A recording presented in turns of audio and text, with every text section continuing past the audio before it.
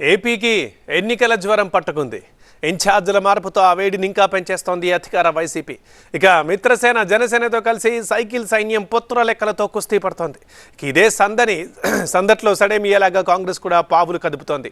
చాలామంది టచ్లో ఉన్నారంటున్న గిడుగు టైం వచ్చినప్పుడు కాంగ్రెస్ పొత్తుల పిడుగుతో అడుగు ముందుకు వేస్తుందంటున్నారు. రాష్ట్ర విభజన తర్వాత నీరసంగా నిస్తేజంగా కూలబడ్డ ఏపీ కాంగ్రెస్లో ఈ మధ్య కదలికొస్తోంది. ఓట్ల శాతంలో నోటాతో పోటీపడ్డ ఏపీ కాంగ్రెస్ ఇప్పుడు వైనాట్ ఏపీ అంటోంది. పార్టీలోకి షర్మిల రాకతో కాక పెరుగుతుందని భావిస్తోంది. వైపు వైసీపీ, మరోవైపు టీడీపీ, జనసేన మోహరించి ఎన్నికల కురుక్షేత్రానికి సిద్ధమవుతున్న వేళ అసంతృప్తుల కోసం ఆశగా ఎదురుచూస్తోంది కాంగ్రెస్.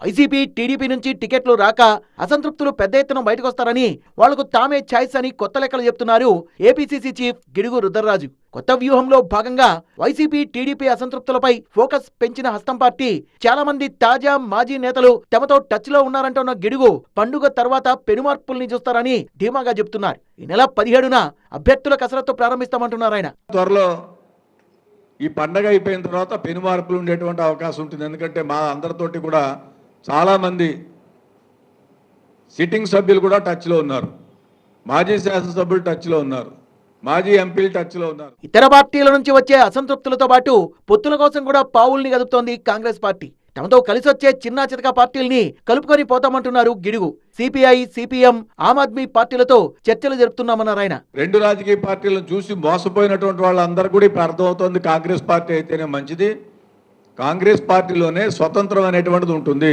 అటు అసంతృప్తులు, ఇటు పొత్తుల్ని నమ్ముకొని రాబోయే ఎన్నికల్లో ఓటింగ్ పెంచుకోవడానికి కాంగ్రెస్ కసరత్తులు చేస్తోంది.